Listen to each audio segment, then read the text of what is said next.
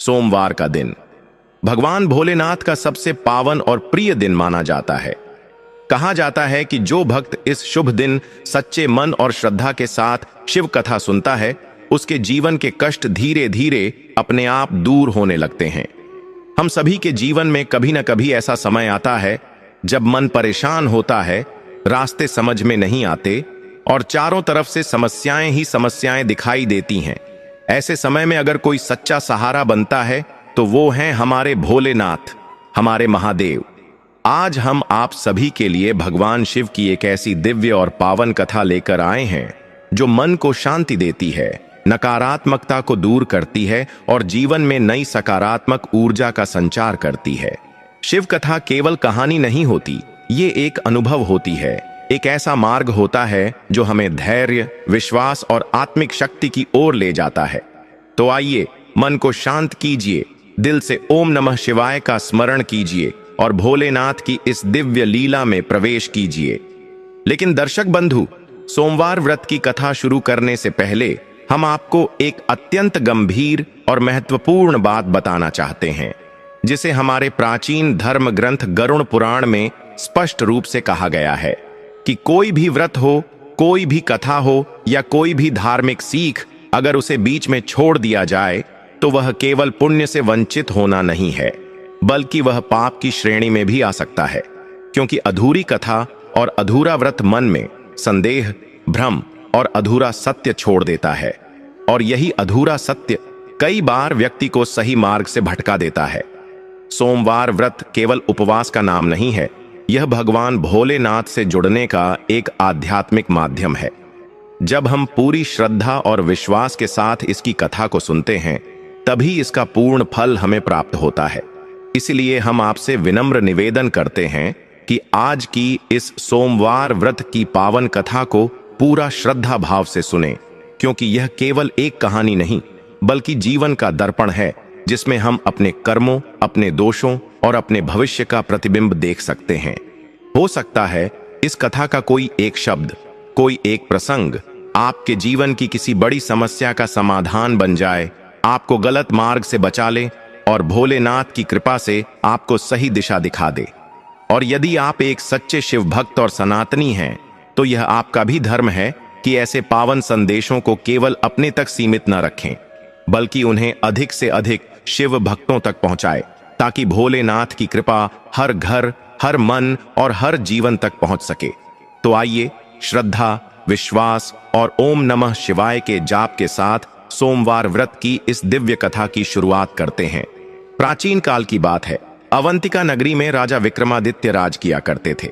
राजा विक्रमादित्य बहुत ही प्रतापी, वीर और न्यायप्रिय राजा थे। उनके राज्य में प्रजा बहुत खुश थी, चारों तरफ खुशहाली थी और किसी भी चीज की कमी नहीं थी। राजा का दरबार हमेशा भरा रहता था और वो दिल खोलकर दान पुण्य किया करते थे। लेकिन कहते हैं ना कि जब इंसान के पास सब कुछ बहुत ज्यादा हो जाता है तो कभी कभी उसके मन में अहंकार अपना घर बना लेता है। राजा विक्रमादित्य के साथ भी कुछ ऐसा ही हो रहा था। राजा को अपनी शक्ति, अपने धन और अपने न्याय पर बहुत अभिमान होने लगा था। उन्हें लगता था कि इस पूरे राज्य को वही चला रहे हैं, वही अपनी प्रजा का पेट भर रहे हैं, और अगर वो न हो तो प्रजा भूखी मर जाएगी। राजा के महल में एक राज पुरोहित थे, जिनका नाम पंडित सुखलाल था। पंडित सुखलाल बहुत ही ज्ञानी, सरल और भगवान शिव के परम भक्त थे। वो रोज सुबह राजा के महल में आते, पूजा पाठ करते और राजा को धर्म कर्म की बातें बताया करते थे। पंडित सुखलाल देख रहे थे कि राजा के मन में धीरे धीरे यह वहम बढ़ता जा रहा है कि वही सबके पालनहार हैं। पंडित जी अक्सर राजा को समझाते कि हे राजन, हम सब तो केवल निमित्त मात्र हैं, करने वाला और देने वाला तो ऊपर बैठा वो नीलकंठ है, वही सबका पालनहार है। लेकिन राजा विक्रमादित्य हंसकर उनकी बातों को टाल देते और कहते, पंडित जी, आप तो बस पूजा पर ध्यान दीजिए, राज्य कैसे चलाना है और लोगों को कैसे पालना है, यह काम मेरा है और मैं इसे बखूबी कर रहा हूं। राजा विक्रमादित्य की 7 बेटियां थीं। 7 बेटियां बहुत ही सुंदर, सुशील और संस्कारी थीं। लेकिन उन 7 में एक बात समान थी, वो 7 की 7 भगवान शिव की अनन्य भक्त थीं। बचपन से ही उन्होंने महल के मंदिर में पंडित सुखलाल को शिव जी की पूजा करते देखा था, इसलिए उनके मन में भी महादेव के प्रति गहरी आस्था थी। वो रोज सुबह जल्दी उठती, स्नान करती और पूरी श्रद्धा के साथ शिवलिंग पर जल चढ़ाती, बेलपत्र अर्पित करती और घंटों तक ओम नमः शिवाय का जाप किया करती थीं। राजा अपनी बेटियों से बहुत प्यार करते थे। उन्हें लगता था कि उनकी बेटियों का जीवन इतना सुखमय इसलिए है क्योंकि वो एक महान राजा की बेटियां हैं। राजा का मानना था कि उनकी बेटियों के भाग्य का फैसला भी राजा के हाथ में ही है। एक दिन की बात है, सावन का पवित्र महीना चल रहा था। महल में भगवान शिव का विशेष पूजन रखा गया था। पंडित सुखलाल ने बड़े ही विधि विधान से पूजा संपन्न कराई। राजा विक्रमादित्य और उनकी 7 रानियां और 7 राजकुमारियां वहां मौजूद थीं। पूरा वातावरण शिवमय हो गया था। पूजा खत्म होने के बाद राजा विक्रमादित्य अपने सिंहासन पर बैठे और बड़े गर्व से अपनी बेटियों को देखने लगे। उनकी बेटियां रेशमी वस्त्रों और कीमती आभूषणों से लदी हुई थीं। राजा के मन में फिर वही अहंकार जाग उठा। उन्होंने सोचा कि अगर मैं न होता तो मेरी बेटियां आज इतनी सुख सुविधा में नहीं जी रही होती। यह सब मेरे कारण ही तो है। अपनी इसी सोच की पुष्टि करने के लिए और अपने अहंकार को संतुष्ट करने के लिए राजा ने भरी सभा में अपनी 7 बेटियों को अपने पास बुलाया। 7 राजकुमारियां आदर के साथ अपने पिता के सामने आकर खड़ी हो गईं। राजा विक्रमादित्य ने अपनी गंभीर और भारी आवाज में उनसे एक प्रश्न पूछा। उन्होंने कहा, मेरी प्यारी बेटियों, आज मैं तुम सबसे एक सवाल पूछना चाहता हूं। मुझे सच सच बताना कि तुम लोगों को भोजन पानी, यह अच्छे कपड़े, यह गहने और यह राजसी सुख किसकी वजह से मिल रहा है? तुम्हारा भाग्य किसने बनाया है? राजा का सवाल सुनकर दरबार में सन्नाटा छा गया। पंडित सुखलाल भी चुपचाप एक कोने में खड़े होकर सब देख रहे थे। वो समझ गए थे कि राजा आज अपने अहंकार का प्रदर्शन कर रहे हैं। सबसे पहले सबसे बड़ी बेटी आगे आई। उसे पता था कि पिताजी को क्या सुनना पसंद है। उसने हाथ जोड़कर कहा, पिताजी, इसमें पूछने वाली क्या बात है? हम सब आपका ही दिया हुआ तो खाते हैं। आप ही हमारे अन्नदाता हैं, आप ही हमारे पालनहार हैं। अगर आप न होते तो हमें यह राजसी सुख कैसे मिलता? हमारा भाग्य तो आपसे ही जुड़ा है। बड़ी बेटी का जवाब सुनकर राजा विक्रमादित्य की छाती गर्व से चौड़ी हो गई। उनके चेहरे पर एक मुस्कान आ गई। फिर दूसरी बेटी आई। उसने भी वही कहा, पिताजी, आप महाराजा हैं। आपकी वजह से ही हमारा मान सम्मान है। आप ही हमें पालते हैं। इसी तरह तीसरी, चौथी, 5वीं और 6ठी बेटी ने भी वही जवाब दिया जो राजा सुनना चाहते थे। सबने यही कहा कि उनके जीवन में जो भी सुख है वो उनके पिता राजा विक्रमादित्य की देन है। राजा का अहंकार अब 7वें आसमान पर पहुंच चुका था। वो मन ही मन सोचने लगे कि देखो, मेरी बेटियां भी मानती हैं कि मैं ही इनका भगवान हूं। अब बारी थी सबसे छोटी बेटी की। सबसे छोटी राजकुमारी का नाम उषा था। कहानी की सुविधा के लिए हम उसे उषा कहेंगे। उषा स्वभाव से बहुत ही शांत, गंभीर और भगवान शिव की सबसे बड़ी भक्त थी। वो पंडित सुखलाल के बताए रास्ते पर चलती थी और मानती थी कि संसार का हर पत्ता भी महादेव की मर्जी से हिलता है। जब राजा ने उससे वही सवाल पूछा, बेटी, अब तुम बताओ, तुम्हें किसका दिया हुआ मिलता है और तुम्हारा भाग्य किसने लिखा है? छोटी राजकुमारी कुछ पल चुप रही।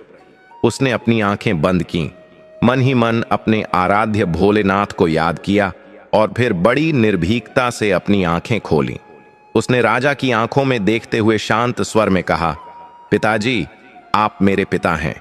मैं आपका सम्मान करती हूं, लेकिन सत्य तो यह है कि मुझे मेरे भाग्य का मिलता है और जो कुछ भी मुझे प्राप्त है वो सब जगत के स्वामी भगवान शिव की कृपा से मिलता है।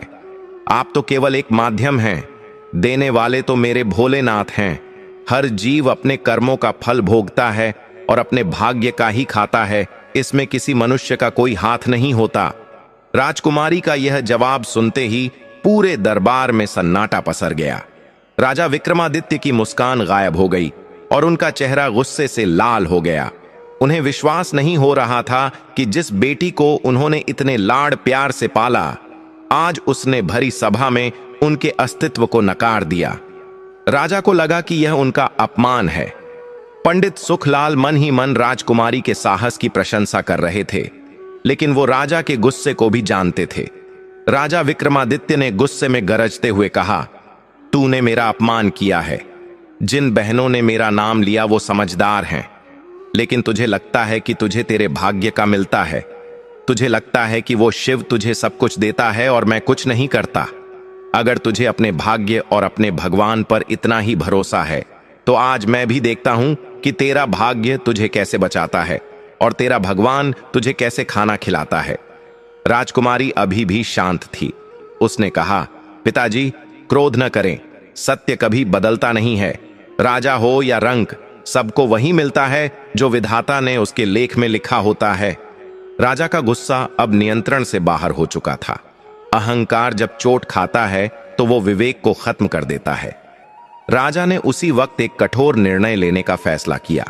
राजा ने मंत्री को आदेश दिया, मंत्री जी, अभी और इसी वक्त पता लगाओ कि मेरे राज्य में सबसे गरीब, सबसे लाचार, कोढ़ी और अपाहिज व्यक्ति कौन है।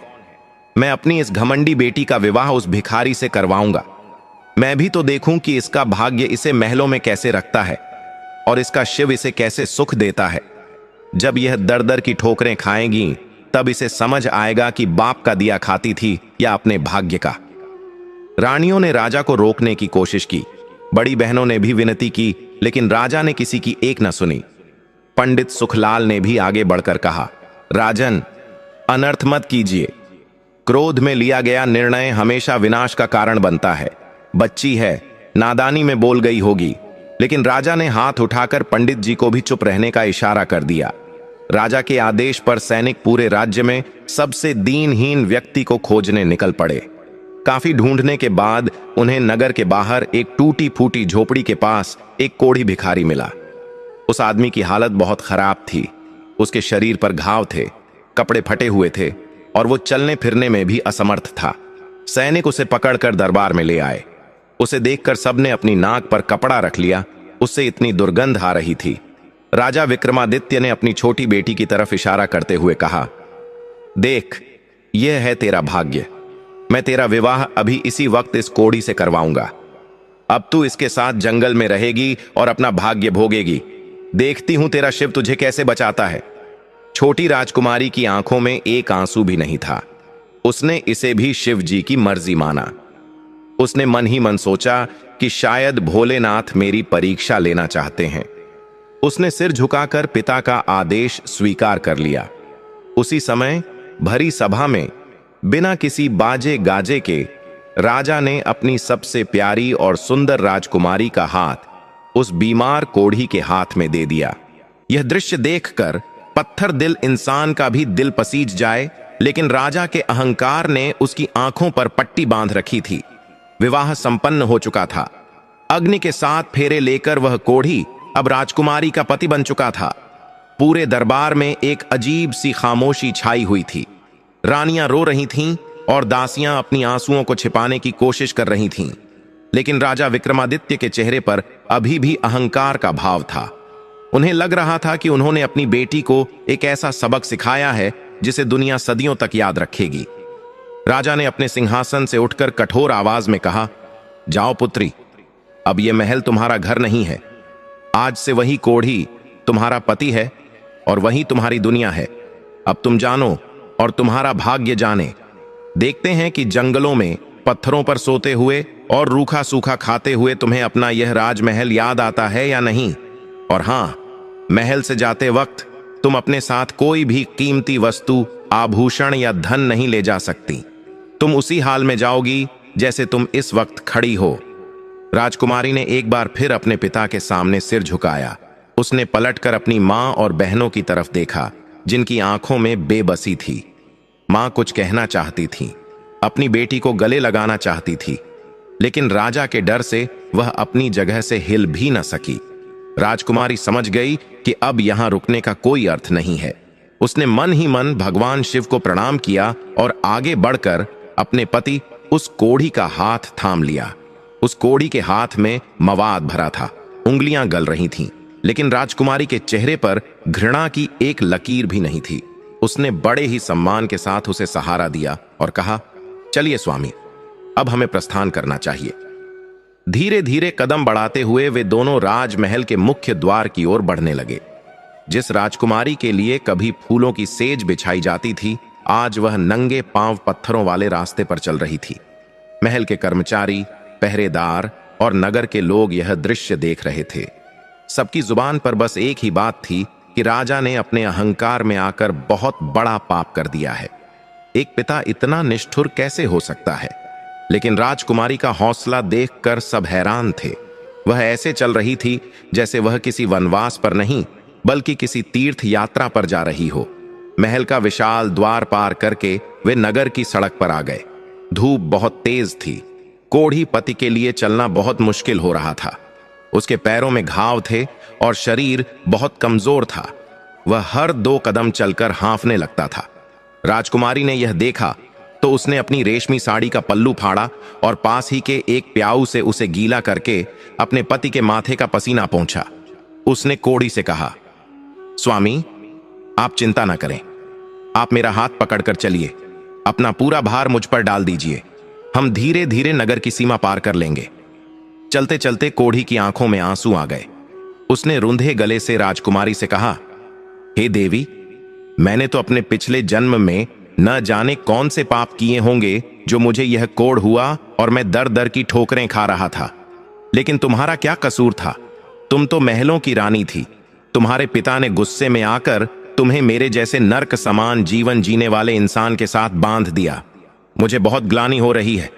तुम मुझे यहीं छोड़ दो और कहीं चली जाओ। मेरे साथ रहकर तुम्हें केवल दुख और बीमारी ही मिलेगी। मैं तो अपनी मौत का इंतजार कर रहा हूं। तुम अपनी जिंदगी क्यों बर्बाद कर रही हो? राजकुमारी ने चलते हुए अपने पति की ओर देखा और बहुत ही शांत भाव से उत्तर दिया, स्वामी, आप ऐसा क्यों सोचते हैं? विवाह केवल सुख भोगने के लिए नहीं होता। यह तो 2 आत्माओं का बंधन है जो सुख और दुख दोनों में साथ निभाने का वचन देती हैं। और रही बात भाग्य की, तो पिताजी ने मुझे दंड नहीं दिया, बल्कि उन्होंने तो मुझे मेरी परीक्षा के लिए तैयार किया है। मुझे मेरे महादेव पर पूरा भरोसा है। अगर मेरे भाग्य में राजयोग लिखा होगा तो जंगल में भी मंगल हो जाएगा, और अगर दुख लिखा होगा तो महलों में भी चैन नहीं मिलेगा। आप खुद को छोटा मत समझिए। अब आप मेरे पति हैं और पत्नी का धर्म है कि वह हर हाल में पति की सेवा करे। मेरे लिए तो अब आप ही मेरे शिव हैं। राजकुमारी की बातें सुनकर कोढ़ी अवाक रह गया। उसने आज तक ऐसी विचार वाली स्त्री नहीं देखी थी। दोपहर ढलते ढलते वे नगर की सीमा पार करके घने जंगल के रास्ते पर आ गए। नगर का शोर पीछे छूट गया था और अब केवल जंगल की खामोशी और पक्षियों की आवाजें आ रही थीं। रास्ता बहुत उबड़ खाबड़ था। कंठीली झाड़ियां राजकुमारी के पैरों में चुभ रही थीं। उसके कोमल पैरों से खून रिसने लगा था, लेकिन उसने उफ तक नहीं की। उसे चिंता केवल अपने पति की थी, जो भूख और प्यास से बेहाल हो रहे थे। सूरज डूबने वाला था और जंगल में अंधेरा घिरने लगा था। जंगली जानवरों की आवाजें डरावनी होने लगी थीं। कोढ़ी पति डर से कांपने लगा। उसने कहा, राजकुमारी, अब हम कहां जाएंगे? रात होने वाली है। अगर किसी जंगली जानवर ने हमला कर दिया तो हम बच नहीं पाएंगे। न हमारे पास रहने को घर है, न खाने को भोजन। हम आज की रात कैसे काटेंगे? राजकुमारी ने चारों तरफ नजर दौड़ाई। उसे थोड़ी दूर पर एक पुराना और विशाल बरगद का पेड़ दिखाई दिया। उस पेड़ के नीचे थोड़ी सूखी जमीन थी। राजकुमारी ने कहा, स्वामी, घबराइए मत। जिनके पास कोई सहारा नहीं होता, उनके साथ स्वयं भोलेनाथ होते हैं। देखिए, वो सामने एक बड़ा पेड़ है। आज की रात हम वहीं विश्राम करेंगे। वे दोनों उस पेड़ के नीचे पहुंचे। राजकुमारी ने जल्दी जल्दी वहां पड़े सूखे पत्ते और कंकड़ हटाकर जगह साफ की। उसने अपने पति को पेड़ के तने के सहारे बैठाया। कोढ़ी भूख से तड़प रहा था। उसने कहा, मुझे बहुत जोरों की भूख लगी है। क्या यहां कुछ खाने को मिलेगा? राजकुमारी जानती थी कि इस अनजान जंगल में रात के वक्त भोजन मिलना असंभव है, लेकिन उसने हार नहीं मानी। उसने कहा, आप यहां विश्राम करें, मैं आसपास देखती हूं, शायद कोई फल मिल जाए। अंधेरा गहरा हो चुका था, फिर भी राजकुमारी हिम्मत करके झाड़ियों के पास गई। सौभाग्य से उसे वहां कुछ जंगली बेर और कंदमूल मिल गए। वह उन्हें तोड़कर लाई और एक साफ पत्थर पर रखकर उन्हें तोड़ा। उसने पहले अपने पति को वह फल खिलाए। जब पति ने थोड़ा खा लिया और पानी पी लिया, तब राजकुमारी ने बचा हुआ हिस्सा ग्रहण किया। वह भोजन राजमहल के 56 भोग जैसा स्वादिष्ट नहीं था, कड़वा और कसैला था, लेकिन राजकुमारी ने उसे भगवान का प्रसाद समझकर खा लिया। रात पूरी तरह हो चुकी थी। जंगल में सन्नाटा छा गया था। बस कभी कभी सियारों के रोने की आवाजें आ रही थीं, जो किसी के भी दिल में दहशत पैदा कर दे। वह कोढ़ी जमीन पर लेट गया, लेकिन दर्द और डर के मारे उसे नींद नहीं आ रही थी। राजकुमारी उसके पास बैठी रही। वह सारी रात जागकर अपने पति के पैरों को दबाती रही ताकि उसे थोड़ा आराम मिल सके। बीच बीच में वह भगवान शिव के मंत्रों का जाप करती रही। ओम नमः शिवाय, ओम नमः शिवाय। उस घने जंगल में जहां मौत हर पल सिर पर मंडरा रही थी, राजकुमारी का विश्वास एक दीपक की तरह जल रहा था। वह सोच रही थी कि पिताजी ने सोचा था मैं दुखी हो जाऊंगी, रोऊंगी और उनसे माफी मांगने वापस आऊंगी, लेकिन उन्हें नहीं पता कि शिव भक्त कभी परिस्थितियों के गुलाम नहीं होते। उसने आसमान की तरफ देखा, जहां तारों के बीच उसे अपने महादेव की छवि नजर आ रही थी। उसने मन ही मन प्रार्थना की, हे प्रभु, यह मेरी परीक्षा की घड़ी है। मुझे शक्ति देना कि मैं अपने धर्म से कभी डगमगाऊं नहीं। मेरे पति को स्वस्थ करना और हमें इस विपदा से उबारना। अब मेरी लाज आपके हाथ में है। उसी रात जब राजकुमारी थककर थोड़ी देर के लिए पेड़ से टेक लगाकर ऊँघने लगी, तभी जंगल में एक चमत्कार हुआ। आधी रात का समय था। चारों तरफ गहरा अंधेरा था, लेकिन अचानक उस बरगद के पेड़ के आसपास एक दिव्य सुगंध फैलने लगी। हवा में ठंडक आ गई और एक अजीब सी शांति छा गई। राजकुमारी की आंख खुल गई। उसे लगा जैसे कोई आसपास है। उसने अपने पति को देखा। वह गहरी नींद में सो रहा था। राजकुमारी चौकन्नी होकर बैठ गई। तभी झाड़ियों के पीछे से एक आवाज आई, जैसे कोई चल रहा हो। राजकुमारी को लगा कि शायद कोई जंगली जानवर है। उसने पास पड़ा एक पत्थर उठा लिया, लेकिन जब झाड़ियां हटीं तो वहां कोई जानवर नहीं था। वहां एक जटाधारी साधु खड़ा था।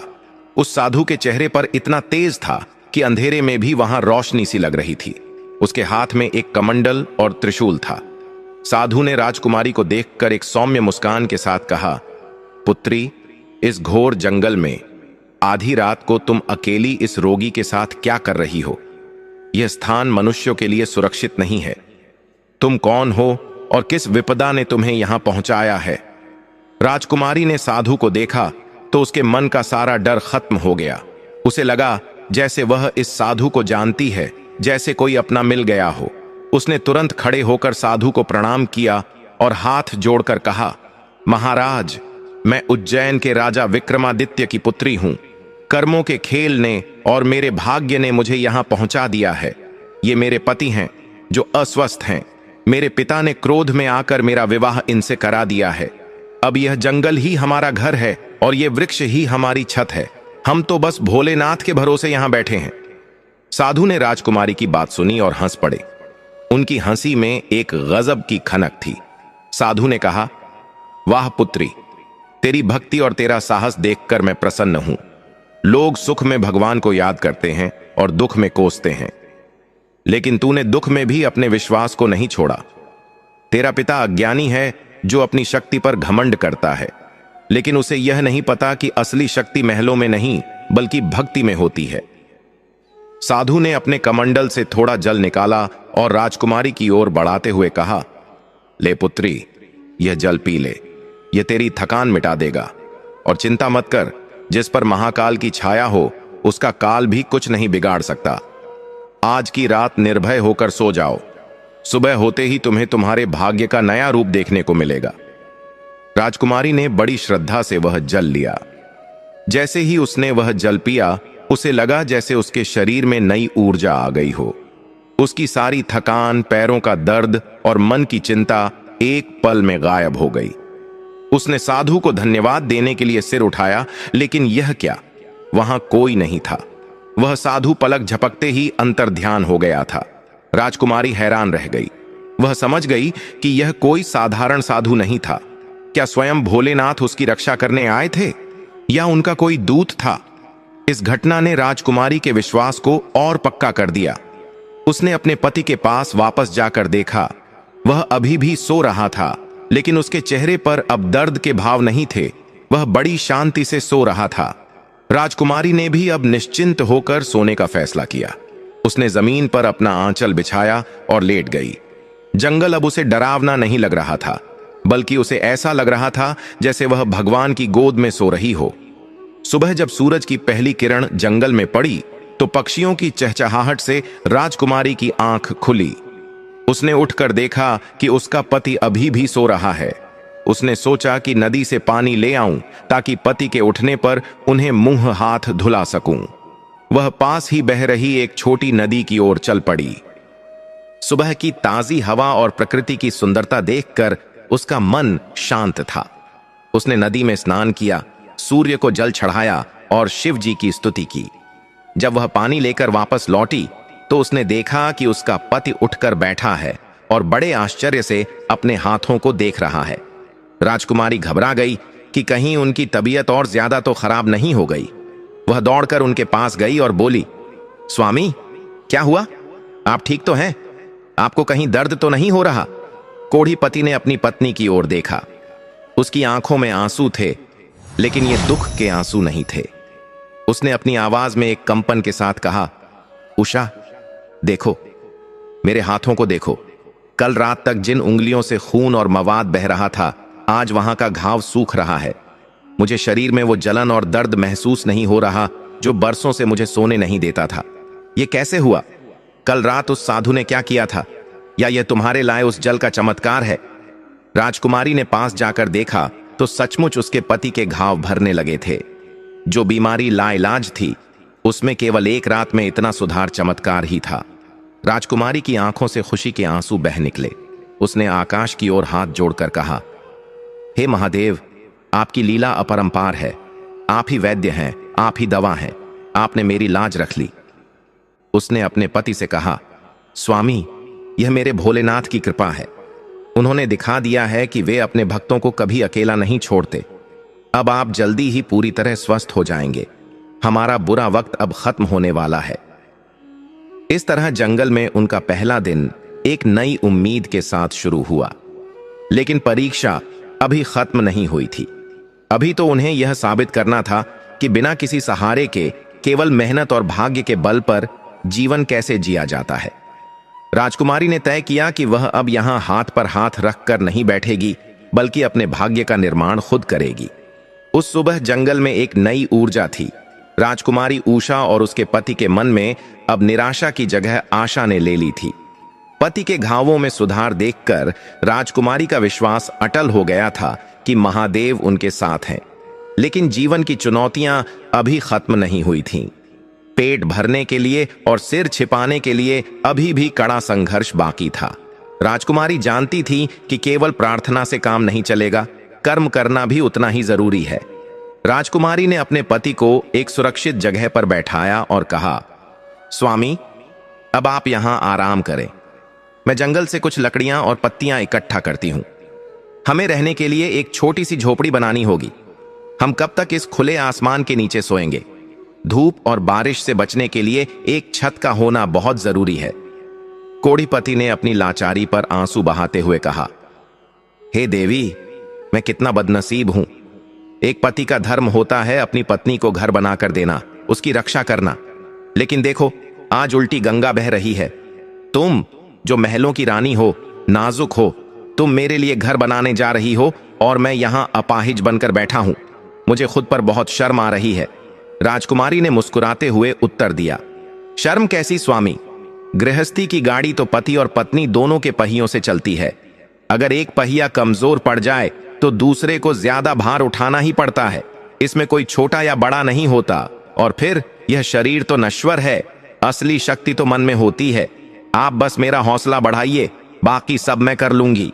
इतना कहकर राजकुमारी जंगल के अंदर चली गई। वह जंगल जो कल तक डरावना लग रहा था, अब उसे अपना कार्य क्षेत्र लग रहा था। राजकुमारी ने सूखी लकड़ियां बीननी शुरू की। जिन कोमल हाथों ने कभी फूलों से भारी चीज नहीं उठाई थी, आज वो हाथ खुरदरी लकड़ियां उठा रहे थे। लकड़ियों के गट्ठर से उसके कंधों पर निशान पड़ गए, लेकिन वो रुकी नहीं। उसने पेड़ों से बड़े बड़े पत्ते तोड़े ताकि झोपड़ी की छत बनाई जा सके। दोपहर हो गई थी। सूरज आग उगल रहा था। राजकुमारी पसीने से लथपथ थी। भूख और प्यास भी लग रही थी, लेकिन उसने आराम नहीं किया। वह लकड़ियां और पत्ते लाकर उस बरगद के पेड़ के पास जमा करती रही। फिर उसने पास की नदी से गीली मिट्टी खोदी। मिट्टी खोदते समय उसके नाखूनों में मिट्टी भर गई, उंगलियां छिल गईं, खून भी निकला, लेकिन उसके चेहरे पर एक संतोष का भाव था। उसे लग रहा था कि वो अपने और अपने पति के लिए एक छोटा सा स्वर्ग बना रही है। धीरे धीरे शाम होने को आई। राजकुमारी ने उन लकड़ियों को जमीन में गाड़कर एक ढांचा तैयार किया और उस पर पत्तों की छत डाली। दीवारों के लिए उसने गीली मिट्टी और झाड़ियों का इस्तेमाल किया। वह कोई आलीशान महल नहीं था, बस एक छोटी सी टेढ़ी मेढ़ी कुटिया थी जिसमें 2 लोग मुश्किल से सिर छिपा सकें। लेकिन जब वह बनकर तैयार हुई तो राजकुमारी को उसे देखकर जो खुशी मिली वो शायद सोने के महल को देखकर भी न मिलती। यह उसकी अपनी मेहनत की कमाई थी। उसने अपने पति का हाथ पकड़ा और कहा, देखिए स्वामी, हमारा घर तैयार है। अब हमें जंगली जानवरों या बारिश का डर नहीं रहेगा। पति ने उस झोपड़ी को देखा और फिर अपनी पत्नी को। उसकी आंखों से झरझर आंसू बह निकले। उसने कहा, उषा, तुम इंसान नहीं, साक्षात देवी हो। तुमने इस जंगल को भी मंगल बना दिया। अगले दिन सोमवार था। राजकुमारी के लिए यह दिन बहुत विशेष था। वह बचपन से ही सोमवार का व्रत रखती आई थी और भगवान शिव की पूजा करती थी। उसने तय किया कि चाहे हम जंगल में हैं, लेकिन मैं अपना नियम नहीं तोड़ूंगी। सुबह सुबह ब्रह्म मुहूर्त में राजकुमारी उठी। उसने नदी में स्नान किया और अपने मैले हो चुके वस्त्रों को धोकर सुखाया। फिर उसने नदी के किनारे से सबसे शुद्ध और चिकनी मिट्टी निकाली। वह उस मिट्टी को लेकर अपनी कुटिया के पास आई। उसने उस मिट्टी से बड़े ही प्रेम और श्रद्धा के साथ एक पार्थिव शिवलिंग का निर्माण किया। जंगल में सोने चांदी के कलश या महंगे फूल तो नहीं थे, लेकिन प्रकृति का खजाना खुला था। राजकुमारी ने जंगल से बेलपत्र ढूंढे, सफेद आंख के फूल तोड़े और धतूरा इकट्ठा किया। उसने एक धोने में नदी का जल लिया। अब उसके पास पूजा की सारी सामग्री तैयार थी। उसने अपने पति को भी नहला धुलाकर पूजा में बैठाया। उसने कहा, स्वामी, आज हम दोनों मिलकर महादेव की पूजा करेंगे। कहते हैं पति पत्नी जब मिलकर पूजा करते हैं तो उसका फल कई गुना बढ़ जाता है। बरगद के पेड़ के नीचे उस कच्ची मिट्टी के शिवलिंग के सामने राजकुमारी और उसका पति बैठ गए। राजकुमारी ने शिवलिंग पर जल चढ़ाया और मंत्र उच्चारण शुरू किया। ओम त्र्यंबकम यजामहे सुगंधिम पुष्टिवर्धनम उर्वारुकमिव बंधनान मृत्युर्मुक्षीय मामृतात्। उसकी आवाज में इतनी पवित्रता और दर्द था कि ऐसा लग रहा था जैसे पूरा जंगल शांत होकर उसकी पूजा देख रहा हो। पेड़ पौधे पक्षी सब एकदम शांत थे। राजकुमारी ने बेलपत्र चढ़ाए और भगवान से प्रार्थना की, हे प्रभु, मैं आपसे धन दौलत नहीं मांगती, मैं आपसे राजपाट नहीं मांगती, बस मेरे पति को पूर्ण स्वस्थ कर दीजिए। इनके शरीर के कोढ़ को दूर कर दीजिए ताकि ये समाज में सिर उठाकर जी सके। मेरी तपस्या का सारा फल इन्हें दे दीजिए। पूजा संपन्न करने के बाद राजकुमारी ने जंगल से कंदमूल फल इकट्ठे किए और उन्हें प्रसाद के रूप में अपने पति को खिलाया। सोमवार का दिन था, इसलिए राजकुमारी ने खुद अन्न या फल ग्रहण नहीं किया। उसने निर्जला व्रत रखा। दिन भर काम करने और भूखे रहने के कारण शाम होते होते उसका शरीर टूटने लगा था, लेकिन मन में एक अजीब सी शक्ति थी। दिन बीतते गए। जंगल में उनका जीवन एक ढर्रे पर आने लगा। राजकुमारी रोज सुबह उठती, पूजा करती, जंगल से खाने का इंतजाम करती और अपने पति की सेवा करती। उस साधु के दिए हुए आशीर्वाद और राजकुमारी की सेवा का असर दिखने लगा था। कोढ़ी पति के घाव अब लगभग सूख चुके थे। उसकी त्वचा पर नई चमड़ी आने लगी थी। उसके हाथों में जो कंपन था वह बंद हो गया था। अब वह खुद उठकर बैठ सकता था और थोड़ा बहुत चल भी सकता था। एक दिन दोपहर के समय राजकुमारी लकड़ियां बीनने के लिए कुटिया से थोड़ी दूर गई हुई थी। उसका पति कुटिया के बाहर बैठा धूप सेंक रहा था। तभी वहां से कुछ लकड़हारे गुजरे। वे पास के गांव से लकड़ियां काटने जंगल में आए थे। उन्होंने जब इस घने जंगल के बीच एक झोपड़ी और एक आदमी को देखा तो वे हैरान रह गए। एक लकड़हारे ने पास आकर पूछा, भाई, तुम कौन हो और इस बियाबान जंगल में अकेले क्या कर रहे हो? यहां तो शेर और चीते घूमते हैं, तुम्हें डर नहीं लगता? राजकुमारी के पति ने हाथ जोड़कर कहा, भैया, मैं एक अभागा इंसान हूं। किस्मत ने मुझे और मेरी पत्नी को यहां पहुंचा दिया है। हम यहीं रहते हैं। लकड़हारे ने ध्यान से देखा और पहचान लिया कि यह आदमी तो बीमार है। उसने थोड़ी दूरी बनाते हुए पूछा, तुम्हारी पत्नी? क्या वह भी तुम्हारे साथ है? वह कहां है? तभी राजकुमारी लकड़ियों का गट्ठर सिर पर रखे वहां आ गई। उसकी हालत देखकर कोई नहीं कह सकता था कि वह राजा विक्रमादित्य की बेटी है। उसके कपड़े जगह जगह से फट चुके थे, बाल बिखरे हुए थे और चेहरे पर धूल जमी थी।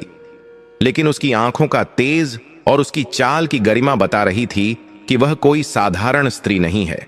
लकड़हारों ने जब उसे देखा तो वे भी दंग रह गए। इतनी सुंदर और कोमल स्त्री इस जंगल में क्या कर रही है? राजकुमारी ने लकड़हारों को देखकर डरने की बजाय उनका स्वागत किया। उसने कहा, भैया, आप लोग थक गए होंगे, बैठिए, मैं आप लोगों के लिए पानी लाती हूं। उसने अपनी कुटिया के बाहर रखी मिट्टी की मटकी से ठंडा पानी निकालकर लकड़हारों को पिलाया। लकड़हारे उसकी विनम्रता देखकर बहुत प्रभावित हुए।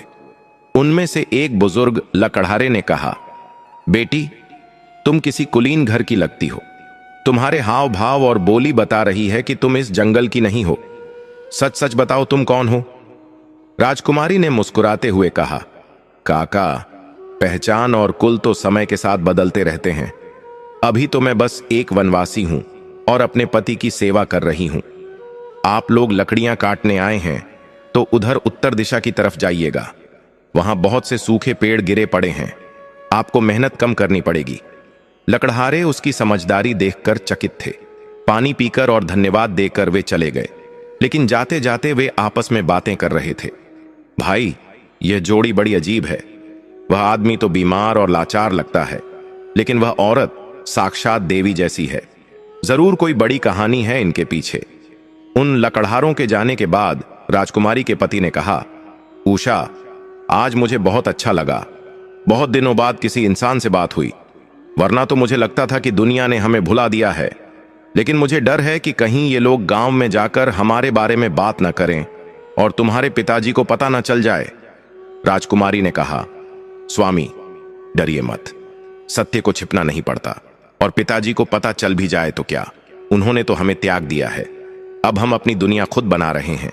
आप बस अपने स्वास्थ्य पर ध्यान दीजिए। मुझे लगता है कि महादेव बहुत जल्दी हमारे दिन बदलने वाले हैं। शाम को जब वे दोनों कुटिया के बाहर बैठे थे, तब राजकुमारी ने देखा कि उसके पति के पैरों का कोड अब पूरी तरह खत्म हो चुका है। बस कुछ पुराने निशान बाकी हैं। उसने खुशी से कहा, स्वामी, देखिए, आपके पैर बिल्कुल ठीक हो गए हैं। अब आप बिना सहारे के चल सकते हैं। पति ने खड़े होने की कोशिश की। पहले उसके पैर लड़खड़ाए, लेकिन फिर उसने खुद को संभाला। उसने बिना किसी सहारे के 2 कदम, फिर 4 कदम और फिर 10 कदम चले। वह खुशी से झूम उठा। वह दौड़कर राजकुमारी के पास आया और उसके चरणों में गिर पड़ा। उसने रोते हुए कहा, उषा, यह मेरा पुनर्जन्म है। यह केवल तुम्हारी तपस्या का फल है। मैं ठीक हो गया, मैं ठीक हो गया। राजकुमारी ने उन्हें उठाया और गले लगा लिया। दोनों की आंखों में खुशी के आंसू थे। जंगल के सन्नाटे में उनकी खुशी की गूंज फैल गई। यह उनकी पहली जीत थी। राजा विक्रमादित्य ने जिस कोढ़ी के भरोसे अपनी बेटी को छोड़ा था, आज वह कोढ़ी अपनी पत्नी के प्रेम और सेवा से स्वस्थ मनुष्य बन चुका था। भाग्य ने करवट लेनी शुरू कर दी थी, लेकिन राजकुमारी जानती थी कि स्वस्थ होना ही काफी नहीं है। जीवन जीने के लिए धन और साधन की भी आवश्यकता होती है। अब जबकि उसका पति स्वस्थ हो गया था, उन्हें अपने भविष्य के बारे में सोचना था। क्या वे हमेशा जंगल में ही रहेंगे या महादेव उनके लिए कोई और रास्ता खोलेंगे? उसी रात राजकुमारी को एक सपना आया। सपने में उसे वही साधु दिखाई दिए जो पहली रात आए थे। साधु ने सपने में मुस्कुराते हुए कहा, पुत्री, तेरी पहली परीक्षा सफल हुई। तूने सेवा और धर्म से यमराज को भी हरा दिया। अब तेरी दूसरी परीक्षा शुरू होगी। कल सुबह तुम्हें उसी स्थान पर जाना है जहां तुमने मिट्टी खोदी थी। वहां जमीन के नीचे कुछ ऐसा है जो तुम्हारे भाग्य का ताला खोल देगा। लेकिन याद रखना, धन पाकर भी धर्म मत भूलना। राजकुमारी की आंख खुली तो सुबह हो चुकी थी। उसका दिल जोर जोर से धड़क रहा था। क्या वह सपना सच था या बस उसके मन का वहम? उसने अपने पति को जगाया और अपने सपने के बारे में बताया। पति ने उत्साह से कहा, उषा, तुम्हारे सपने साधारण नहीं होते, और वह साधु कोई और नहीं, जरूर कोई दिव्य आत्मा थे। हमें वहां जाकर देखना चाहिए। दोनों कुटिया से बाहर निकले। सूरज की पहली किरणें जंगल को रोशन कर रही थीं। वे उस स्थान की ओर बढ़े जहां से राजकुमारी ने झोपड़ी बनाने के लिए मिट्टी खोदी थी। क्या सच में वहां कोई खजाना था या यह केवल एक संयोग था? राजकुमारी के हाथ में एक नुकीली लकड़ी थी और मन में महादेव का नाम। उसने जमीन खोदना शुरू किया। सुबह की ठंडी हवा चल रही थी, लेकिन राजकुमारी और उसके पति के माथे पर पसीने की बूंदें चमक रही थीं। दोनों के मन में एक अजीब सी बेचैनी और उम्मीद थी। राजकुमारी उषा ने उस नुकीली लकड़ी से जमीन को खोदना जारी रखा। मिट्टी थोड़ी सख्त थी, लेकिन उसका संकल्प उससे भी ज्यादा कठोर था। उसके पति भी पास पड़ी एक दूसरी लकड़ी उठाकर उसकी मदद करने लगे। खट! अचानक जमीन के अंदर से किसी धातु के टकराने की आवाज आई। दोनों के हाथ एक पल के लिए रुक गए। उन्होंने एक दूसरे की तरफ देखा। राजकुमारी ने जल्दी जल्दी हाथों से मिट्टी हटाई। वहां एक तांबे का बड़ा सा कलश घड़ा दिखाई दिया, जिसका मुंह एक मोटे कपड़े और मोम से सील किया हुआ था। पति का दिल जोर जोर से धड़कने लगा। उन्होंने मिलकर उस भारी कलश को गड्ढे से बाहर निकाला और समतल जमीन पर रखा। राजकुमारी ने कांपते हाथों से उस कलश का ढक्कन खोला। जैसे ही ढक्कन हटा, सूरज की किरणें कलश के अंदर पड़ी और वहां से ऐसी चमक निकली कि दोनों की आंखें चौंधिया गईं। वह कलश ऊपर तक सोने की मुहरों, हीरो, मोतियों और कीमती आभूषणों से भरा हुआ था। यह इतना धन था कि इससे एक नया राज्य बसाया जा सकता था। पति तो यह देखकर सन्न रह गया। वह वहीं जमीन पर बैठ गया और बोला, उषा, क्या यह सच है? कहीं मैं कोई सपना तो नहीं देख रहा? कल तक हमारे पास खाने के लिए एक दाना नहीं था और आज हम इस अपार धन के स्वामी हैं। यह कैसे संभव है? राजकुमारी ने शांत भाव से कलश को प्रणाम किया और कहा, स्वामी, यह सब मेरे महादेव की लीला है। उन्होंने पिताजी के उस अहंकार को तोड़ने के लिए और हमारे विश्वास को सही साबित करने के लिए यह चमत्कार किया है। यह धन हमारा नहीं है, यह तो ईश्वर का प्रसाद है। हमें इसका उपयोग अपने भोग विलास के लिए नहीं, बल्कि धर्म के कार्यों और दूसरों की भलाई के लिए करना होगा। पति ने सिर हिलाते हुए कहा, तुम ठीक कहती हो, लेकिन अब हमें क्या करना चाहिए? अगर हम यह धन लेकर किसी शहर में गए तो लोग हम पर शक करेंगे, चोर डाकू हमारे पीछे पड़ जाएंगे। राजकुमारी ने बहुत सोच समझकर निर्णय लिया। उसने कहा, हमें कहीं जाने की जरूरत नहीं है। पिताजी ने मुझे इसी जंगल में वनवास दिया था, तो मैं इसी जंगल को अपना राज्य बनाऊंगी। हम यहीं रहकर एक नई नगरी बसाएंगे। आप इसमें से कुछ सोने की मुहरें लीजिए और पास के नगर में जाइए। वहां से कुछ मजदूरों, कारीगरों और जरूरत का सामान लेकर आइए, लेकिन अपना भेष बदल कर जाइएगा ताकि कोई आपको पहचान न सके। पति ने वैसा ही किया। वह कुछ मुहरें लेकर पास के एक बड़े व्यापारी के पास गया। जब उसने वह असली सोना दिखाया तो व्यापारी भी हैरान रह गया। पति ने चतुराई से सामान खरीदा और जंगल में काम करने के लिए मजदूरों की एक टोली तैयार कर ली। उसने कारीगरों को बताया कि एक सेठ जंगल में एक भव्य मंदिर और धर्मशाला बनवाना चाहते हैं। देखते ही देखते वह सुनसान जंगल गुलजार होने लगा। सैकड़ों मजदूर काम पर लग गए। राजकुमारी ने सबसे पहले उसी जगह पर एक भव्य शिव मंदिर बनवाने का आदेश दिया जहां उन्होंने मिट्टी का शिवलिंग बनाया था। दिन रात काम चलने लगा। जंगल की झाड़ियां साफ हो गईं, सड़कें बन गईं और सुंदर बगीचे तैयार होने लगे। कुछ ही महीनों में वहां का नक्शा ही बदल गया। जहां कभी कंटीली झाड़ियां थीं, वहां अब एक विशाल और सुंदर महल खड़ा था। उस महल के बीचों बीच भगवान शिव का एक भव्य मंदिर था, जिसका शिखर दूर से ही चमकता था। राजकुमारी ने उस नगर का नाम शिवधाम रखा। राजकुमारी के पति, जिनका शरीर अब पूरी तरह से कुंदन जैसा दमक रहा था, अब एक राजा की तरह लगते थे। उन्होंने अच्छे वस्त्र पहने, राजकाज सीखा और उस नई नगरी की व्यवस्था संभालने लगे। उनकी बुद्धिमानी और राजकुमारी की दयालुता के चर्चे आसपास के गांवों में फैलने लगे। दूर दूर से लोग काम की तलाश में और व्यापार करने के लिए शिवधाम आने लगे। जो जंगल कभी वीरान था, अब वहां एक खुशहाल नगर बस चुका था। लेकिन सबसे बड़ी बात यह थी कि इतना सब कुछ मिल जाने के बाद भी राजकुमारी का स्वभाव नहीं बदला था। वह आज भी रोज सुबह उसी नियम से पूजा करती थी और गरीबों को दान देती थी। उसने अपने पति से कह रखा था कि हमारे राज्य में कोई भी भूखा नहीं सोना चाहिए। शिवधाम में अन्न क्षेत्र 24 घंटे चलता था। उधर उज्जैन में राजा विक्रमादित्य को इस बात की रत्ती भर भी खबर नहीं थी कि उनकी बेटी और वह कोढ़ी दामाद अब एक नए राज्य के मालिक बन चुके हैं। राजा विक्रमादित्य अभी भी अपने अहंकार में जी रहे थे। उन्हें लगता था कि उनकी बेटी जंगल में मर खप गई होगी या भीख मांग रही होगी। एक दिन शाम को राजकुमारी और उसके पति अपने महल की छत पर टहल रहे थे। पति ने राजकुमारी का हाथ पकड़कर कहा, प्रिय उषा, यह सब तुम्हारे कारण है। अगर तुम उस दिन हार मान लेती तो आज हम जीवित भी ना होते। लेकिन मेरे मन में एक कसक है, तुम्हारे पिता ने हमारा अपमान करके हमें निकाला था। क्या हमें उन्हें यह नहीं दिखाना चाहिए कि हम आज कहां पहुंच गए हैं? राजकुमारी ने मुस्कुराते हुए कहा, स्वामी, बदला लेना वीरों का काम नहीं है। क्षमा करना वीरों का आभूषण है। पिताजी को सत्य का पता चलना चाहिए, लेकिन अपमान के जरिए नहीं, बल्कि सम्मान के जरिए। मैं चाहती हूं कि हम भगवान शिव के सम्मान में एक विशाल यज्ञ और भंडारे का आयोजन करें।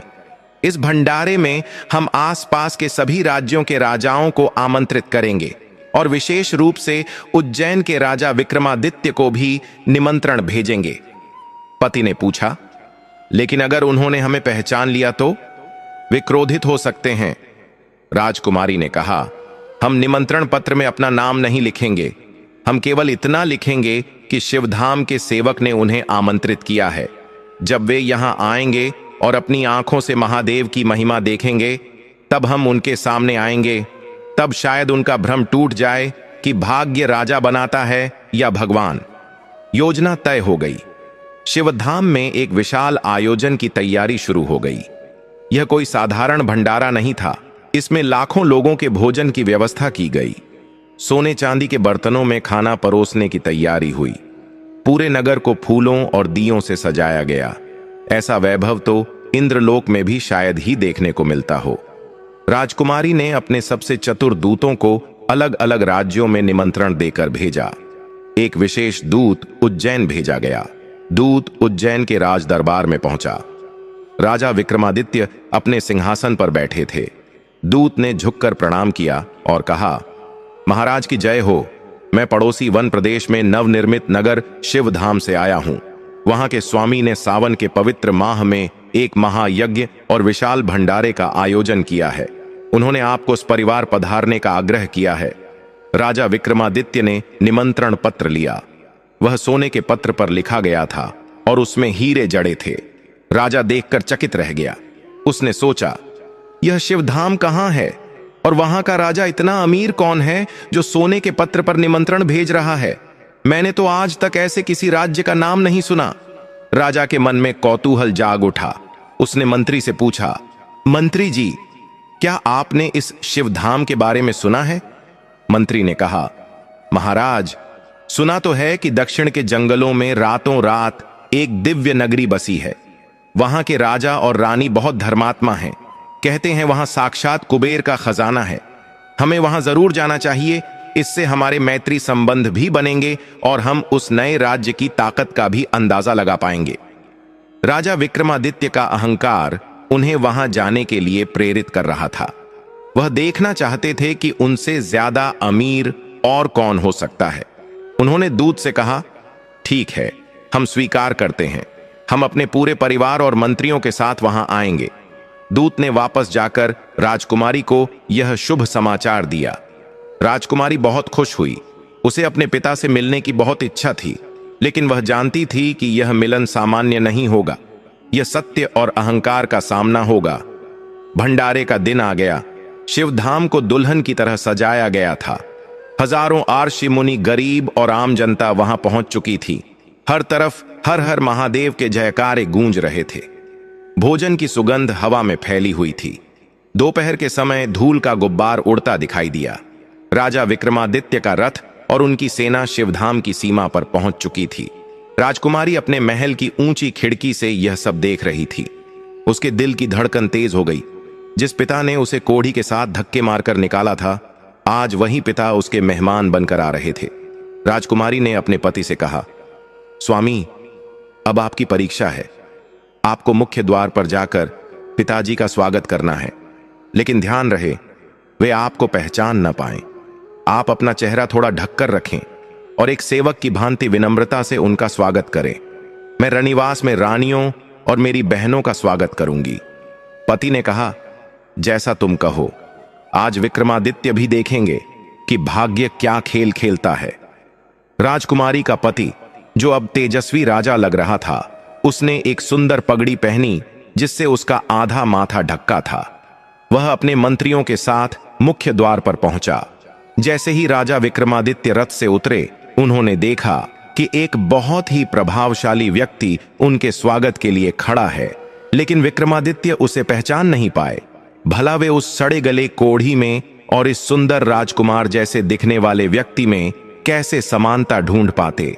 राजा विक्रमादित्य ने शिवधाम की भव्यता देखी तो उनकी आंखें फटी की फटी रह गईं। सड़कें संगमरमर की बनी थीं, मकान पक्के और सुंदर थे। हर नागरिक खुशहाल दिख रहा था। विक्रमादित्य ने मन ही मन सोचा, मेरे राज्य में भी इतनी समृद्धि नहीं है। आखिर इस नगर का राजा कौन है? उन्होंने स्वागत करने वाले से पूछा, हे युवक, तुम्हारा नगर देखकर हम प्रसन्न हुए, लेकिन तुम्हारे महाराज कहाँ हैं? हम उनसे मिलना चाहते हैं। दामाद ने हाथ जोड़कर अपनी आवाज को थोड़ा बदलते हुए कहा, राजन, हमारे महाराज और महारानी अभी यज्ञशाला में पूजा कर रहे हैं। उन्होंने आदेश दिया है कि पहले आप विश्राम करें और भोजन ग्रहण करें। वे स्वयं भोजन के बाद आपसे भेंट करेंगे। कृपया पधारें। राजा विक्रमादित्य और उनके परिवार को एक बहुत ही सुंदर अतिथि गृह में ठहराया गया। वहां की सुख सुविधाएं देखकर रानियां और विक्रमादित्य की अन्य 6 बेटियां आपस में कानाफूसी करने लगीं। बड़ी बेटी ने कहा, मां, देखो तो सही, यहाँ के तो पर्दे भी रेशम के हैं और बर्तन सोने के। हमारे पिताजी तो कहते थे कि वे सबसे बड़े राजा हैं, लेकिन यह राजा तो उनसे भी बड़ा लगता है। राजा विक्रमादित्य ने यह बात सुन ली। उन्हें थोड़ी ईर्ष्या हुई, लेकिन साथ ही साथ वे प्रभावित भी थे। उन्होंने सोचा, मुझे इस राजा से मित्रता करनी होगी।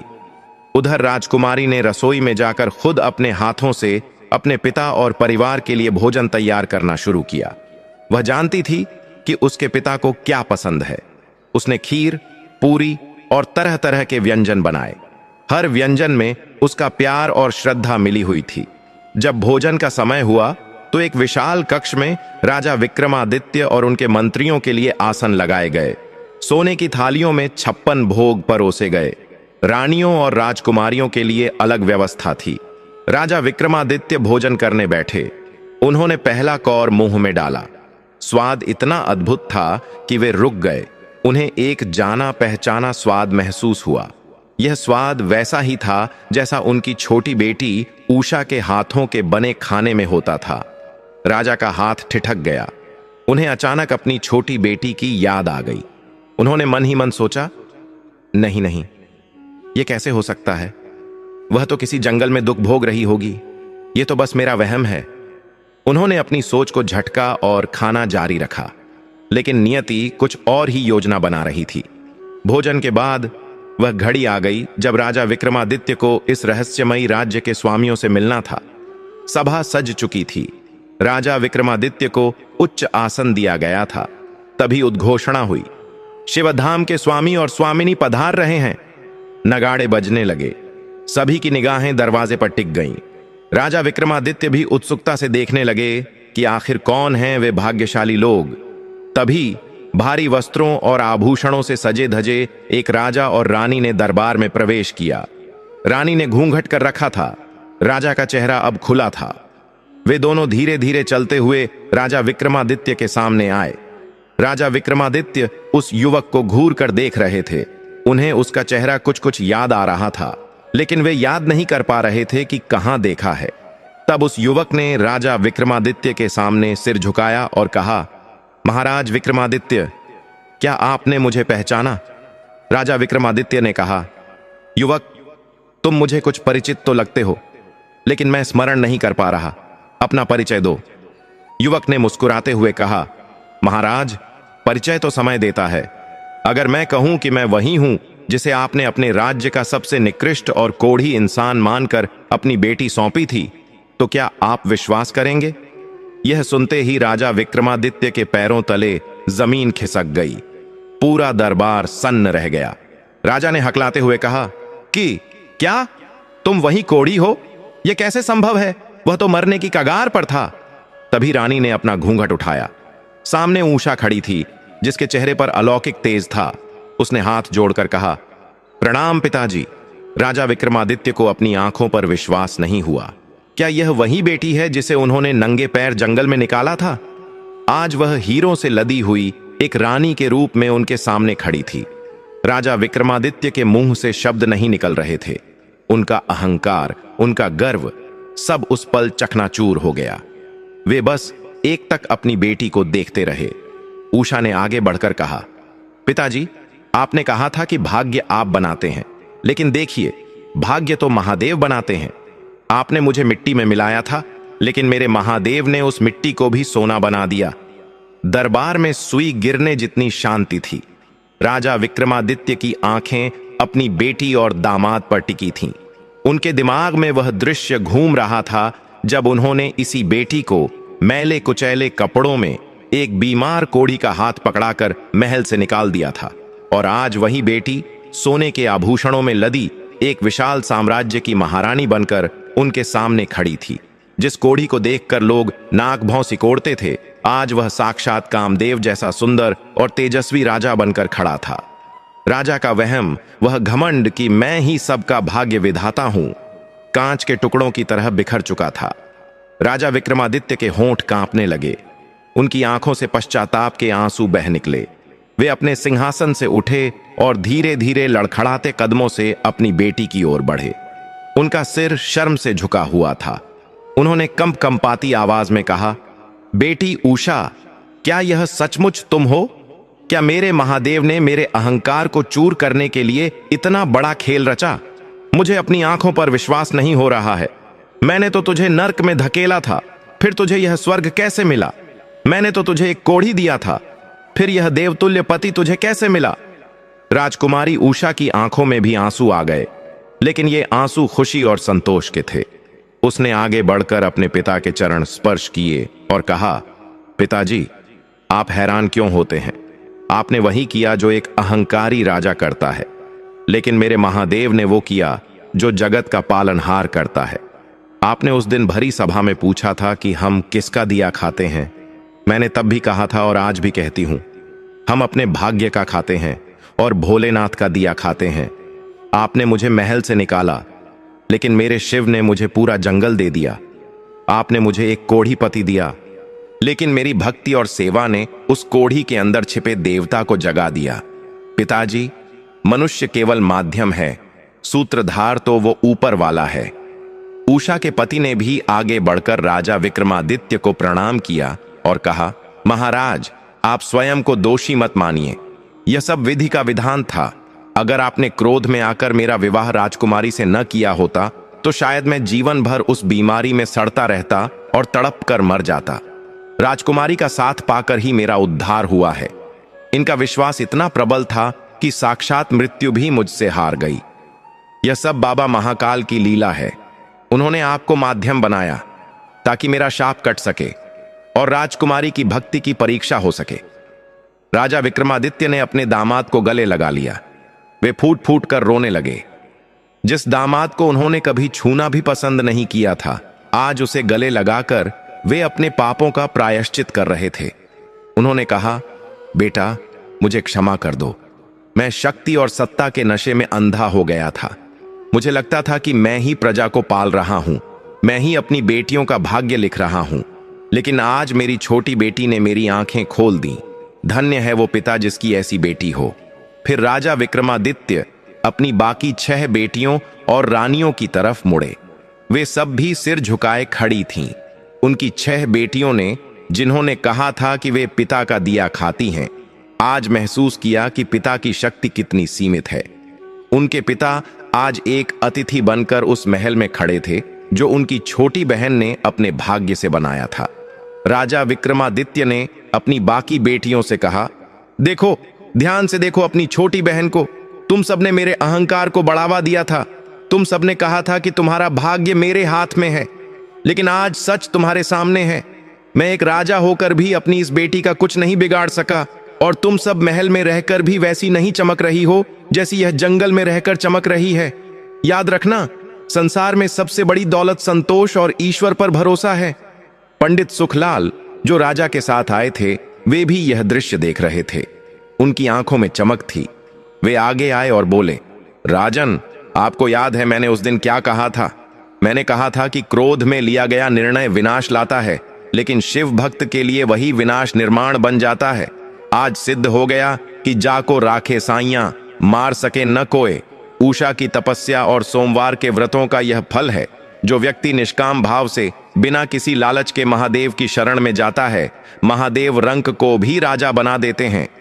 राजकुमारी उषा ने अपने पिता का हाथ थामकर उन्हें सिंहासन पर बैठाया। उसने कहा, पिताजी, अब आप रोना बंद करें। जो हुआ वह अच्छे के लिए हुआ। आज का दिन उत्सव का है। आज शिवधाम में केवल आपका स्वागत नहीं है, बल्कि आपके भीतर जागे उस नए ज्ञान का स्वागत है। आज से हम सब यह संकल्प लें कि हम कभी अपने कर्मों का या अपनी दौलत का अभिमान नहीं करेंगे। उस दिन शिवधाम में जो उत्सव हुआ, वैसा उत्सव धरती पर पहले कभी नहीं देखा गया। राजा विक्रमादित्य ने अपनी बेटी और दामाद का राज तिलक किया। उन्होंने स्वीकार किया कि उनकी बेटी का राज्य उनके अपने राज्य से भी ज्यादा वैभवशाली और धर्मपरायण है। भंडारे में लाखों लोगों ने भोजन किया। हर किसी की जुबान पर बस ओम नमः शिवाय और राजकुमारी उषा की जय जयकार थी। राजा विक्रमादित्य ने कुछ दिन शिवधाम में अपनी बेटी के पास बिताए। उन दिनों में उन्होंने राजकाज से ज्यादा धर्म कर्म सीखा। उन्होंने देखा कि कैसे उनकी बेटी और दामाद प्रजा की सेवा करते हैं, कैसे वे खुद को राजा नहीं बल्कि शिव का सेवक मानते हैं। जब राजा विक्रमादित्य वापस अपनी नगरी उज्जैन लौटने लगे, तो वे एक बदले हुए इंसान थे। उनका अहंकार वहीं शिवधाम में छूट गया था। वापस आकर राजा विक्रमादित्य ने घोषणा करवाई कि अब से राज्य में कोई भी यह नहीं कहेगा कि राजा प्रजा को पालता है। उन्होंने कहा, मैं केवल एक सेवक हूं, पालनहार तो परमेश्वर है। उन्होंने पूरे राज्य में सोमवार के व्रत और शिव पूजा का प्रचार करवाया। उनकी बाकी 6 बेटियों ने भी अपनी छोटी बहन से सीख ली और शिव भक्ति में लीन हो गईं। कहानी की शिक्षा। दोस्तों, इस कहानी से हमें यह बहुत बड़ी सीख मिलती है कि इंसान को कभी भी अपनी दौलत, अपनी ताकत या अपने पद का घमंड नहीं करना चाहिए। समय का पहिया कब घूम जाए कोई नहीं जानता। राजा रंक बन सकता है और रंक राजा। दूसरी सीख यह है कि भाग्य और कर्म एक दूसरे से जुड़े हैं। राजकुमारी उषा ने केवल भाग्य के भरोसे बैठकर इंतजार नहीं किया। उसने विषम परिस्थितियों में भी कर्म किया, अपने पति की सेवा की, झोपड़ी बनाई, मेहनत की और ईश्वर पर अटूट विश्वास रखा। तीसरी और सबसे महत्वपूर्ण बात, भगवान शिव भोलेनाथ हैं। वे केवल भाव के भूखे हैं। उन्हें सोने चांदी के महल नहीं चाहिए। उन्हें तो जंगल में मिट्टी के शिवलिंग पर चढ़ाया गया एक लोटा जल और बेलपत्र भी स्वीकार है, अगर वह सच्चे मन से चढ़ाया गया हो। जिस तरह महादेव ने राजकुमारी उषा की लाज रखी, उसके पति को कोढ़ से मुक्त कर कंचन जैसी काया दी और जंगल को मंगल बना दिया, उसी तरह जो भी भक्त सोमवार के दिन इस कथा को सुनता है या सुनाता है और सच्चे मन से भोलेनाथ का ध्यान करता है, उसके जीवन के सारे कष्ट, सारे रोग और सारी दरिद्रता दूर हो जाती है। तो यह थी राजा विक्रमादित्य और उनकी शिव भक्त बेटी की पावन कथा। कहते हैं कि इस कथा को सुनने मात्र से ही मन को शांति मिलती है और बिगड़े काम बन जाते हैं। तो आप भी अपने जीवन में आने वाली मुसीबतों से घबराएं नहीं, बल्कि राजकुमारी उषा की तरह धैर्य रखें और विश्वास रखें कि आपका आने वाला कल आपके आज से बेहतर होगा। तो दोस्तों, कैसी लगी आपको यह कहानी? मुझे उम्मीद है कि भगवान शिव की इस महिमा को सुनकर आपकी आंखों में भी आंसू आ गए होंगे और मन श्रद्धा से भर गया होगा। अगर आपको यह कहानी पसंद आई है तो कमेंट बॉक्स में हर हर महादेव या ओम नमः शिवाय लिखना न भूलें। भगवान भोलेनाथ आपकी हर मनोकामना पूरी करें। ऐसी ही और सुंदर, धार्मिक और प्रेरणादायक कहानियों के लिए हमारे चैनल को अभी सब्सक्राइब करें और इस वीडियो को अपने परिवार और दोस्तों के साथ शेयर जरूर करें ताकि महादेव की कृपा उन पर भी बनी रहे। मिलते हैं अगली वीडियो में एक नई कहानी के साथ। तब तक के लिए जय श्री महाकाल।